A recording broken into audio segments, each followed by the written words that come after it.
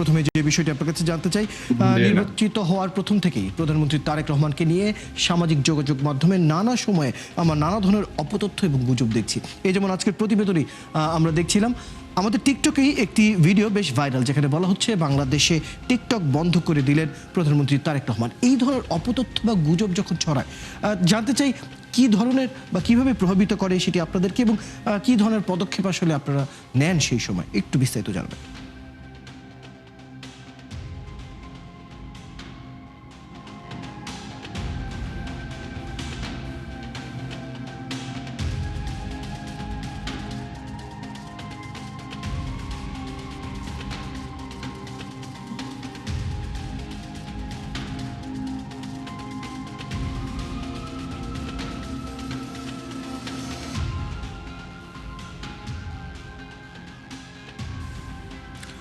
শামসুজ্জামান দুদু, আপনি কি আমাকে শুনতে পাচ্ছেন?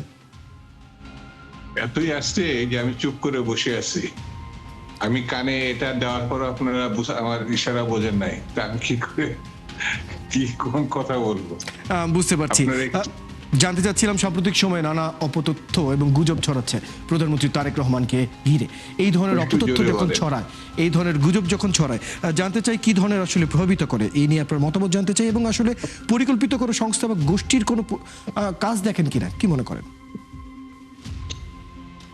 প্রথম বিষয়, আপনাদের ধন্যবাদ।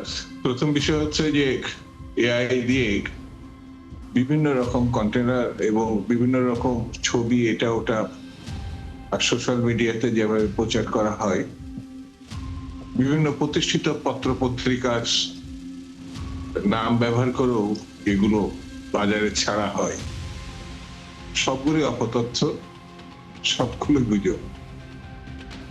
আমি তো এখন মাঝে মাঝে সোশ্যাল মিডিয়ার সংবাদ দেখার পরে অনলাইনে বিশেষ করে বিভিন্ন পত্রিকায় ওই নিউজ আছে কিনা একটু যাচাই করি এই কারণে যে এমন এমন অভিনব কথা জনাব তারেক রহমান সাহেব, তিনি মাননীয় দেশের প্রধানমন্ত্রী, স্বরাষ্ট্রমন্ত্রী,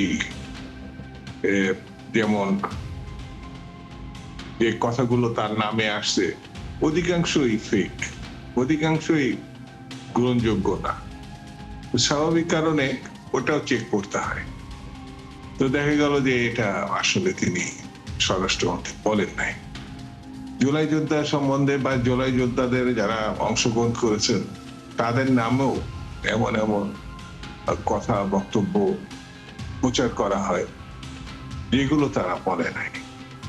অর্থাৎ এখন এই অপতথ্য বা গুজব এমন ভাবে ছড়াচ্ছে যে মানুষ কোন কথাগুলো নির্ভরযোগ্য ভাবে গ্রহণ করবে, সত্য বলে গ্রহণ করবে, এটি তারা তাদের জন্য খুব কঠিন হয়ে দাঁড়াচ্ছে। একটি পরিবর্তন, নির্বাচন, সরকার গঠন সব মিলিয়ে এই সরকারের বয়স যেমন 1.5 মাসও হয় নাই, তার উপরে যেসব দায় দায়িত্ব ইতিমধ্যে এসে পড়েছে সেগুলো কম কষ্টসাধ্য বা কম গুরুত্বপূর্ণ